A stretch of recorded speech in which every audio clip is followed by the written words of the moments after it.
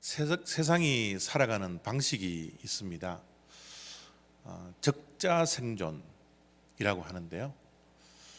적자생존은 한자 말 그대로 적응하는 자가 살아남는다라는 그런 뜻입니다. 세상에 적응을 하려면 약육강식의 방식을 따라야 하죠. 약육강식이라는 것은 약한 자가 강한 자의 먹이가 된다라는 뜻입니다. 그래서 세상이 살아가는 방식은 한마디로 강한 자만이 살아남는다라고 말씀을 드릴 수가 있습니다. 강한 자만이 살아남기 위해서 세상이 살아가는 삶의 방식은 힘을 기르는 것입니다. 힘을 가져야 강하게 이 땅에서 살아남을 수 있기 때문에 힘을 기르는 것이죠.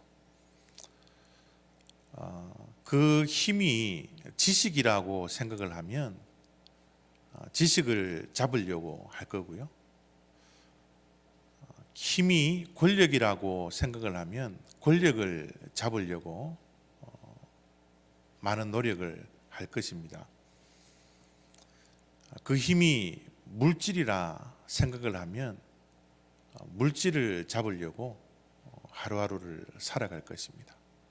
어쨌든 이 세상에 살아가는 방식은 강한 자, 힘 있는 자만이 살아남는 것. 그래서 힘을 가지려고 노력하는 것. 그것이 세상이 살아가는 방식입니다. 반면에 신앙인들이 살아가는 방식이 무엇이죠? 우리 그리스도인들은 세상에 살아가고 있지만 세상에 속한 자는 아닙니다. 그래서 우리는 하나님 나라의 백성으로서 그리스도인으로서 신앙인으로서 살아가는 삶의 방식을 가지고서 구별되게 살아가야 되는 것이죠. 신앙인들이 살아가는 방식은 약한 자가 승리한다라는 이 방식으로 살아갑니다. 세상의 삶의 방식과는 180도 다른 삶의 방식이에요. 세상은 힘을 기르고 강한 자가 되기 위해서 노력하지만 우리 믿는 자는 세상 사람들과 구별되게 약함을 위해서 살아갑니다. 약한 자가 승리한다는 것을 알기 때문에 약한 자가 되기를 우리는 노력한다는 거죠. 고린도 후서 12장 9절 말씀입니다. 나에게 이르시기를, 이 나는 바울을 말씀합니다. 12장 9절 그 전에 사도 바울이 자기 자신이 가지고 있는 육신의 연약함, 육체의 가시를 하나님께 없애달라고 간절히 기도를 하죠. 그 기도를 3번을 했다라고 기록을 해놓았는데, 바울이 육체의 가시, 육체의 연약함을 위해서 기도를 할 때 3번만 기도했겠습니까? 하나님께 생각날 때마다, 육체의 가시가 그를 고통을 줄 때마다 하나님께 엎드려 눈물로 간절하게 이 연약함을 없애달라고, 육체의 가시를 하나님께서 제거해 주셔서 하나님의 일을 더욱더 많이 하게 해달라고 하나님께 기도했지 않겠습니까? 그런데 하나님께서 사도 바울의 기도에 대해서 응답을 해 주셨는데, 그 응답이 바로 9절 말씀이에요. 나에게 이르시기를, 바울에 이르시기를, 내 은혜가 내게 족하다. 하나님의 응답이 엉뚱한 응답이 왔습니다. 육체의 가시를 없애달라고 하나님께 3번이나 기도했지만 하나님은 바울에게 이르기를, 내 은혜가 내게 족하다, 충분하다. 왜냐하면 내 능력이, 하나님의 능력이 너의 약한 데서 온전하여짐이라. 사도 바울이 약해져서 연약함을 가지고서 하나님께 나와 부르짖고 기도하는 그 약한 모습이 보일 때마다 하나님의 강함, 하나님의 능력이 온전해졌기 때문에 하나님은 내 은혜가 내게 족하도다, 그렇게 말씀을 했던 것입니다. 그러므로 도리어 사도 바울은 나의 약함을 보며 크게 기뻐하노라. 나의 여러 약한 것들에 대하여 자랑하리니 이는 그리스도의 능력이 내게 머물게 하려 함이라. 오히려 사도 바울은 나의 약함 속에서 하나님의 능력이 온전하여지는 그 은혜를 경험을 하면서 이제는 나의 약한 것들을 숨기고 부끄러워하기보다는 이제는 내 약함을 자랑하겠노라. 그렇게 말씀을 하면서 우리가 너무나 잘 알고 또 찬양을 부르는 고린도후서 12장 10절 말씀을 하고 있는 겁니다. 내가 약한 그때의 강함이라. 우리 인간의 약함이 하나님의 강함이 드러나는 그때이기 때문에 내가 약한 그때가 강함이라. 그렇게 사도 바울이 말씀을 하고 있는 겁니다. 그리스도인들의 삶의 방식은 세상 사람들의 삶의 방식과는 완전히 다릅니다. 세상 사람들은 높은 데로 올라가기를 원하지만 우리는 내려가기를 원합니다. 세상 사람들은 받는 것을 좋아하지만 우리 믿는 자들은 주는 것이 받는 것보다 더 복되다고 그럽니다. 세상 사람들은 살려고 하지만 우리는 죽는 것이 사는 것이라고 그렇게 하나님은 말씀을 합니다.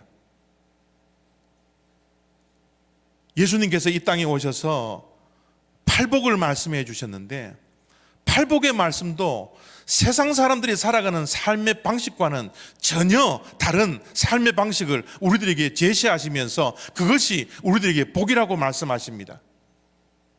가난한 자가 복이 있다고요? 애통하는 자가 복이 있다고요? 의에 줄이고 목마른 자가 복이 있다고요? 세상 사람이 살아가는 삶의 방식이 아니라 그리스도인들이 살아가는 독특한 구별된 삶의 방식이 있다라고 주님께서는 말씀하시고 있는 겁니다. 세상은 강한 것을 원하지만 우리는 약할 때 강함을 하나님께서 주시기 때문에 우리는 약해지기를 원한다라는 겁니다. 약함이 강함이요, 약함이 오히려 우리들에게는 복이요, 약함이 더 이상 부끄러운 것이 아니라 숨길 것이 아니라 약함을 자랑하는 삶, 그것이 우리 믿는 자들의 삶의 방식이라는 겁니다. 오늘 우리가 읽었던 이 본문 말씀은 남유다 땅의 세 번째 왕인 아사 왕에 관한 그런 말씀입니다. 이 아사 왕에 대한 성경의 평가, 하나님의 평가는 1절부터 7절까지 말씀을 해주시고 있는데요, 이렇게 아사 왕에 대한 평가가 있습니다.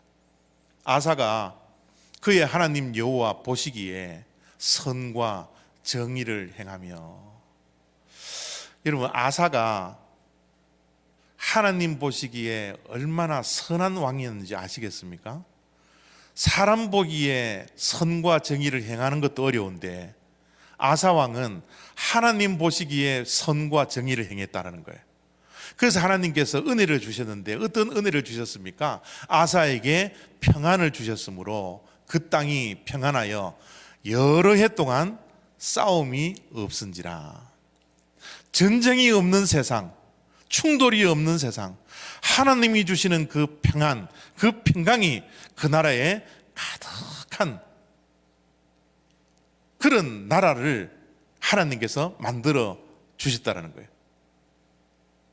아사 왕의 지도자의 하나님 보시기에 선과 정의를 행함으로써요. 그런데 어느 날 갑자기 구스 사람 세라가 그 땅을 침공을 했어요. 구스라라는 것은 오늘날의 이디오피아를 이야기를 합니다. 이디오피아의 왕인 세라 왕이 남유다를 침공을 했습니다. 그냥 침공한 것이 아니라 100만 대군을 이끌고 왔습니다. 다른 성경의 번역본을 보면 수백만 명의 군사를 데리고 왔다라고 번역이 되어져 있습니다. 군사만 데리고 온 것이 아니라 300병거를 데리고 왔어요.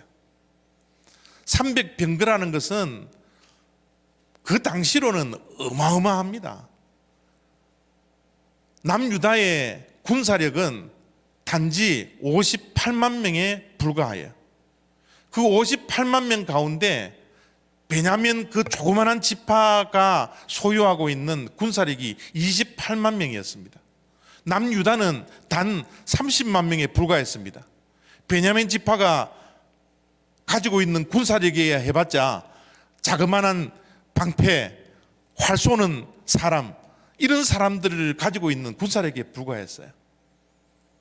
구스 사람 세라의 침공은 그 나라의 위기였고 아사 왕에게 닥쳐져 있는 큰 위기였습니다. 도저히 싸울 수 없는 그런 전쟁이었어요. 감당할 수 없는 싸움이었습니다. 이길 수 없는 싸움이었습니다. 이럴 때 아사가 구스 왕 세라에게 나가 백기를 들고 항복하지 않아요. 뒤로 물러서지 않습니다. 확연한 전력차가 있음에도 불구하고, 약함과 강함이 분명히 드러남에도 불구하고 아사 왕은 항복하지 않고 도망치지 않고 오히려 10절 말씀을 보니까 당당하게 그 구스 왕을 대하고 있습니다. 아사가 마주 나가서 마레사의 스바다 골짜기에 전열을 갖추고, 이 10절 말씀 속에서는 눈에 보이지 않는 용기 백배라는 단어가 떠오릅니다. 10절 말씀 속에서는 아사의 당당함이 보입니다. 결코 강한 자 앞에서 약한 자가 주눅들지 않는 그 용기가 10절 속에서 보이는 겁니다. 인터넷에 보니까 이런 말이 있더라고요. 사람을 커 보이게 하는 것은 높은 굽이 아니라 자신감과 당당함이라. 우리를 이 세상에서 자신감이, 당당함이 있게 하는 것은 무엇일까요? 약자가 분명한데 아사가 주눅들지 아니하고 도망치지 않고 백기를 들고 구스 왕에게 항복하지 아니하고 어떻게 마주 나가서 진열을 갖추고 당당하게 용감하게 그와 맞서고 있습니까? 약한 자는 강한 자 앞에서 고개를 숙일 수밖에 없고요, 비겁하게 굴 수밖에 없고요, 항복할 수밖에 없습니다. 약한 자가 강한 자 앞에서 용기를 드러내는 것, 당당하게 살아가는 것은 정말 구별된 모습이지 않습니까? 그런데 아사 왕은 강한 그 군사력 앞에서 약한 그 군사를 데리고 당당하게 용감하게 서 있는 것입니다. 그 이유가 뭘까요? 그 이유는 11절 속에 있습니다. 아사가 그의 하나님 여호와께 부르짖어 여호와여, 힘이 강한 자와 약한 자 사이에는 주밖에 도와줄 이가 없사오니 우리 하나님 여호와여, 우리를 도우소서. 약한 자 앞에 약한 자가 강한 자 앞에서 당당해질 수 있는 비밀이 여러분 11절 속에서 찾아낼 수 있습니까? 그 비밀은 다른 게 아니라 기도였습니다. 부르짖는 기도요. 아사는 약하지만 강한 구스왕 앞에서, 세라 앞에서 주눅들지 않고 당당하게 용감하게 설 수 있었던 그 비결이, 그는 하나님 여호와께 부르짖는 기도를 하고 있었더라는 거예요. 올해 우리 교회 표어가 무엇인지 아십니까? 기억나세요? 여러분 오른쪽에 보면 표어가 붙어 있는데요, 많이 잊어버리며 살고 있지 않습니까? 올해는 우리가 기도하는 교회가 되자고, 그것도 크고 은밀한 일들을 우리에게 계시해 주실 하나님을 바라보면서 크게 우리가 부르짖으면서 한 해를 승리하자고 기도하는 교회가 되자고 표어를 정했는데, 지금 우리는 얼마나 하나님께 기도하며 부르짖고 살아가고 있습니까? 지금이 바로 우리가 기도해야 할 때입니다. 지금이 우리가 하나님께 부르짖으며 기도할 때이라는 것을 우리가 잊지 않아야 합니다. 우리는 많은 인생의 위기 가운데 살아가고 있어요. 특별히 이 코로나 바이러스라는 이 엄청난 사태로 인하여서 우리 모든 자들이 큰 위기 속에 하루하루를 살아가고 있습니다. 이 코로나 바이러스가 우리를 얼마나 약하게 만듭니까? 우리가 걱정과 염려 속에서 하루하루를 전염되지 않으려고 전전긍긍하면서 하루를 살아가고 있지 않습니까? 지난번에도 말씀드렸듯이 우리의 생명을 1불, 2불 되는 이 마스크에 의존하여서 이 마스크를 끼고 나가면 안전한 것처럼 우리의 생명을 1불, 2불 되는 마스크에 담보 잡혀 하루하루를 살아가는 미천한 모습이 우리들의 모습이지 않습니까? 사회가 예배 드리지 말라면 예배하지 않는 것이 우리들의 모습입니다. 사회가 예배 가운데 찬양하지 말라면 찬양을 못하는 우리들의 연약한 모습이 우리들에게 있지 않습니까? 교회는 모이되 소그룹으로는 모이지 말라고, 소그룹을 제한시키면 제한되는 대로 우리가 소그룹으로 모이지 않는 것이 우리들의 모습이지 않습니까? 사회가 하라면 교회가 해야 하는 그런 연약함 속에서 살아가는 것이 우리들의 모습이지 않습니까? 우리가 지금 기도해야 될 때이지 않습니까? 우리가 정말 기도해야 할 때이지 않습니까? 그럼에도 불구하고 우리는 코로나 바이러스라는 이 핑계거리를 삼아 우리는 하나님께 기도하지 못하고, 즉 영적인 나태함을 가지고서 하나님께 나아가지 못하고, 말씀 보지 않고 말씀 붙들지 아니하고 내 마음대로 내 뜻대로 하루하루를 살아가는 것이 저와 여러분들의 모습이지 않습니까? 처음에는 저도 가슴이 많이 찔리더라고요. 새벽기도 안 하고요, 집에서 기도한다고 했지만 기도 못 하고요, 처음에는 마음이 얼마나 아픈지 몰라요. 그러나 요즘은 이게 일상이 되어버렸어요. 기도하지 않습니다. 기도하되 소리내어 기도하지 않습니다. 하나님 붙들지 않아요. 요즘은 워낙 정부에서 돈을 쏟아내기 때문에 우리들 주머니가 힘든 분들도 있지만 은행 통장이 어느 정도 있습니다. 답답한 거 없어요. 단지 우리에게 불편함을 코로나 바이러스가 줄 뿐이지, 처음에 코로나 바이러스를 통하여서 가졌던 우리의 이 영적인 긴급함, 이것들이 다 없어져 버리더라고요. 이 코로나 바이러스가 주는 위기가 바로 그런 위기지 않습니까? 얼마 전에 유튜브를 보면서 내셔널 지오그래피에서 이 세계 멸망 시나리오에 대해서 몇 가지, 10가지를 이야기하는 것을 제가 보게 되었습니다. 그 보는데 뭐 10가지가 있는데 6가지만 제가 가지고 나왔는데요. 지금 세계가 멸망할 시나리오가 저렇게 있는 거예요. 첫 번째가 합성 바이러스의 출현입니다. 뭐 우리 생화학, 뭐 전쟁 이런 이야기 많이 들어보셨죠? 저런 것이 저기에 해당되는 것이지 않습니까? 인간의 통제를 벗어난 인공지능이 AI가 많이 발전되고 있는데 이 발전하다 보니까 인간이 통제할 수 없는 인공지능이 생기더라는 거예요. 그래서 인류가 멸망할 수 있다라는 그런 이야기입니다. 핵전쟁, 지구온난화로 인한 기후재앙, 얼마나 이상 기온들이 많이 일어납니까? 지금 중국에서, 일본에서 뭐 폭풍으로, 홍수로 힘들어하지 않습니까? 그것뿐만이 아닙니다.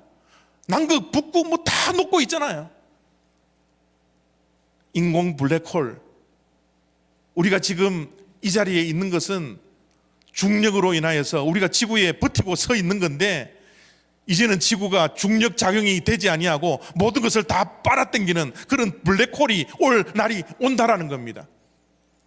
그래서 많은 과학자들이 지구에서 살 수 없으니까 행성에 가서 살자고 그 블랙홀을 예견하고 있지 않습니까? 6번째는 변종 바이러스입니다. 지금 코로나 바이러스가 변종 바이러스이지 않습니까? 이 변종 바이러스를 통하여서 이 세계가 멸망할 수 있다라는 이런 엄청난 큰 위기 속에서 우리가 살아가고 있는 거예요. 그런데 여러분, 진짜 위기는 무슨 위기인 줄 아십니까? 이런 세계가 멸망할 위기가 진짜 큰 위기가 아니라 정말 위기는 영적인 위기입니다.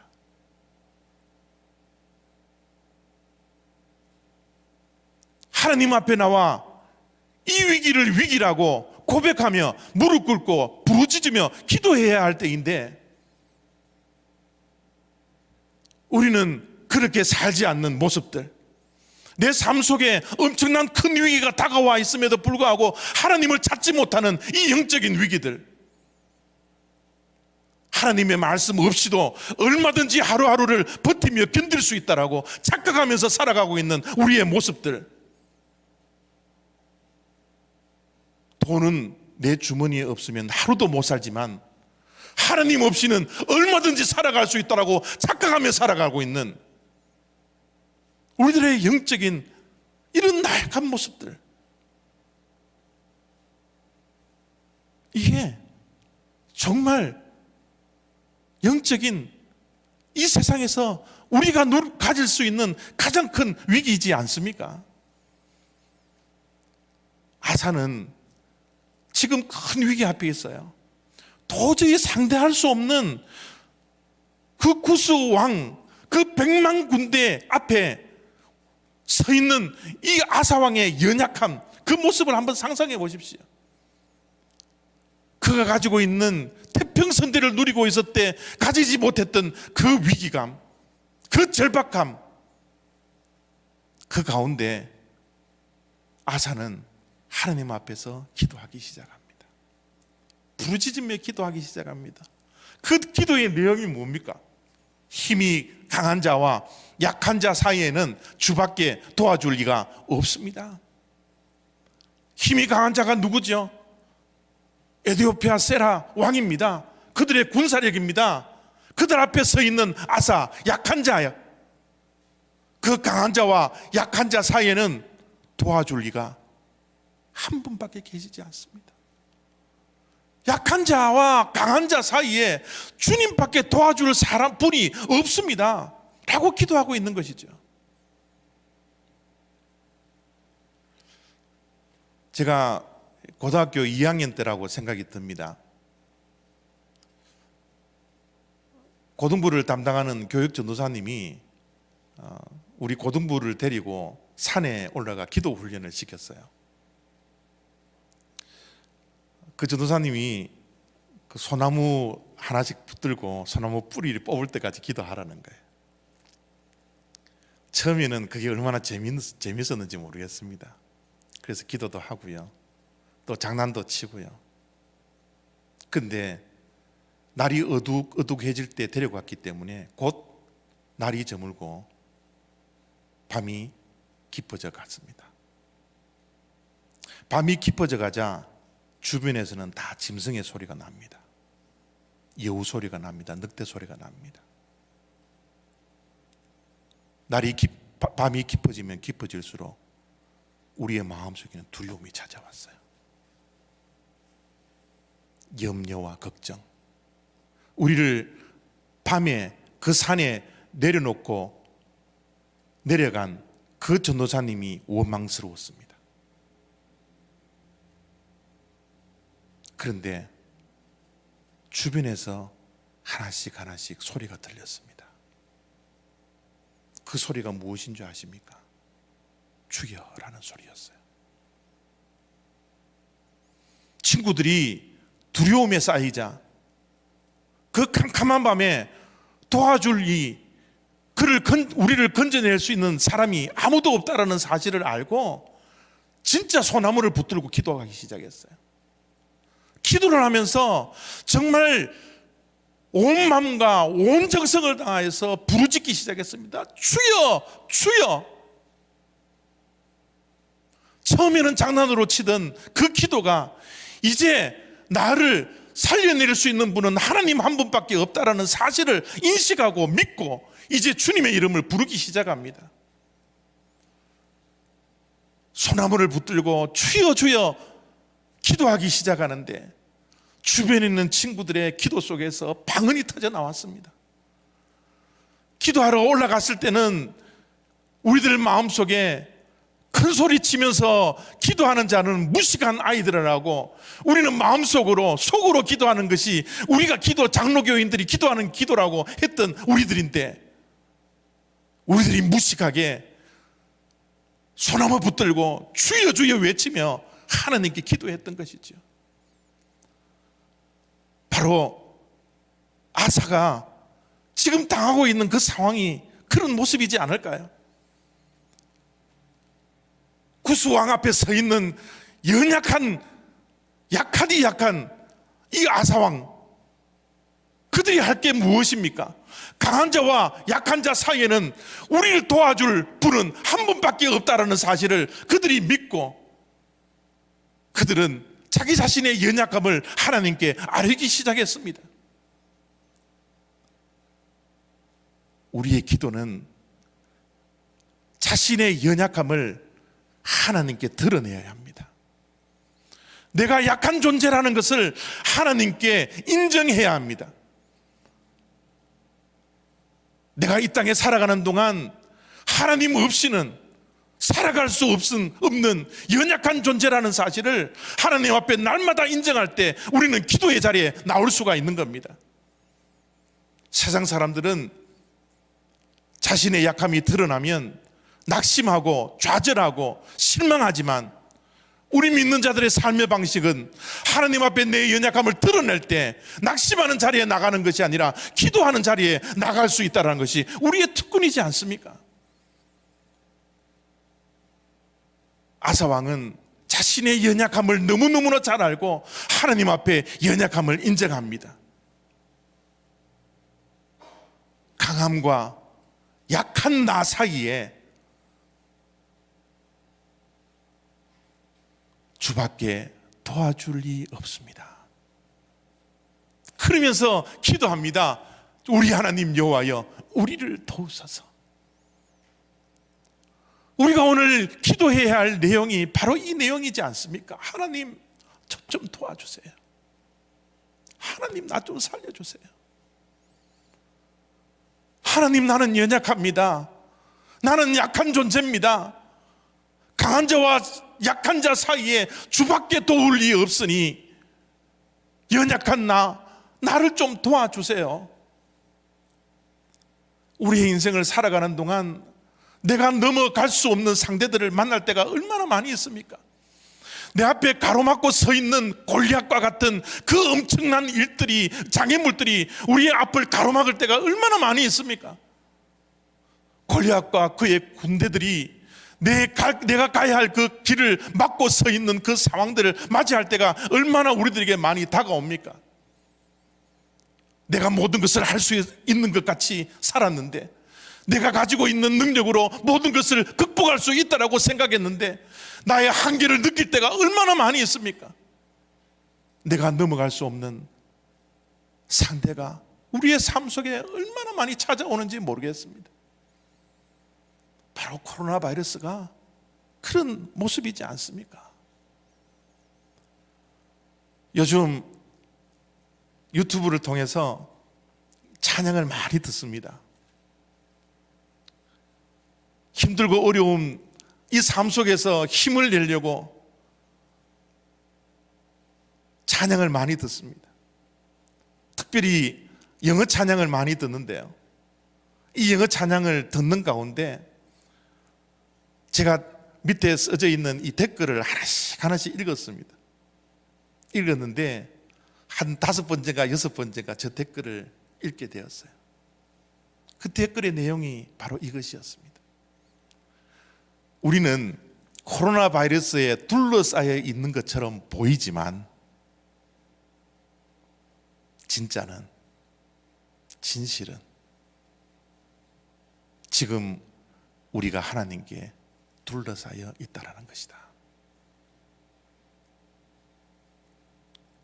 저는 저 댓글을 읽으면서 전기에 감염되는 하나님의 그 크신 은혜가 나의 심령을 덮는 것을 경험을 했습니다. 우리는 정말 코로나 바이러스가 내 인생을 덮고 이 세상을 덮어 우리를 위협하고 우리에게 두려움을 주는 것으로 보았지만, 사실 눈을 뜨고 보니까, 영적인 눈을 뜨고 보니까 우리를 둘러싸고 있는 것은 코로나 바이러스가 아니라 독생하신 예수 그리스도를 죽이시기까지 우리를 사랑해 주셨던 그 하나님께서 우리를 둘러싸고 있다는 사실, 그 하나님을 볼 수 있으니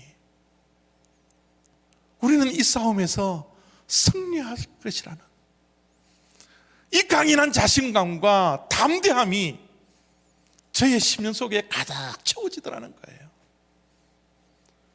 지금 사랑하는 우리 성도 여러분, 여러분을 둘러싸고 있는 것은 무엇입니까? 여러분을 괴롭히고 있는 것이 무엇입니까? 건강의 문제입니까? 인간관계의 문제입니까? 경제적인 문제입니까? 어떤 것이 우리를 둘러싸고 우리를 괴롭히고 우리를 힘들게 합니까?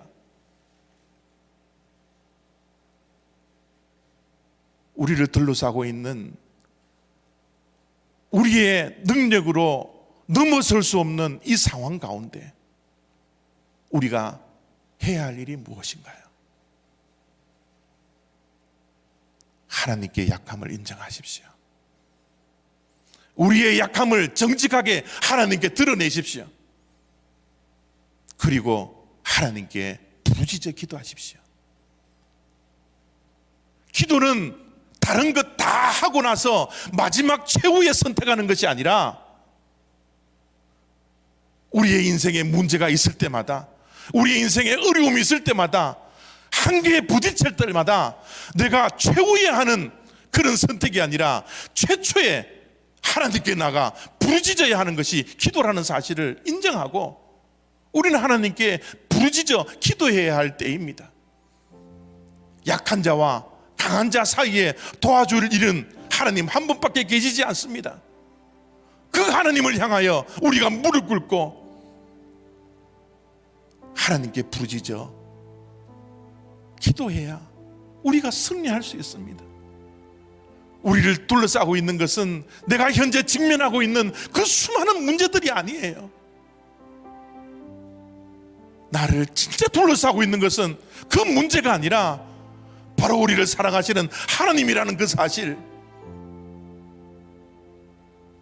우리를 결코 포기하지 아니하시는 그 하나님, 우리를 사랑하되 끝까지 사랑하시는 그 하나님,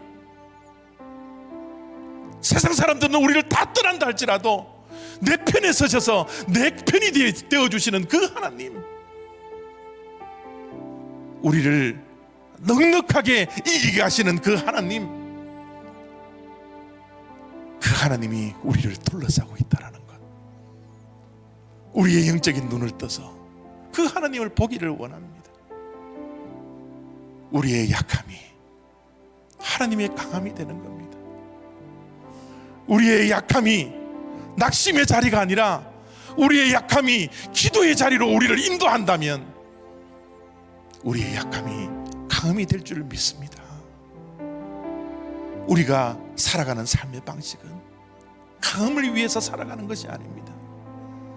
약해지면 약해질수록 우리는 기도의 자리에 나가 하나님의 강함이 우리의 삶을 붙들고 우리의 생활을 하나님께서 지켜주심으로 말미암아 하나님의 강함으로 살아가는 것. 그래서 우리보다 훨씬 강한 자가 존재한다 할지라도 우리는 전혀 주눅들지 아니하고 오히려 더 당당해지고 더 담대하게 나아갈 수 있는 그런 구별된 삶이 우리 그리스도인들이 살아가는 삶의 방식이지 않습니까? 오늘 이 말씀을 붙들고 일주일 동안 믿음으로 승리하기를 원합니다. 우리를 둘러싸고 있는 것은 우리의 인생의 문제가 아니라 바로 하나님이라는 사실, 이 사실을 믿고 보고 만질 수 있는 축복이 저와 여러분의 일주일의 삶 가운데 계속 이어지기를 바랍니다. 기도하겠습니다.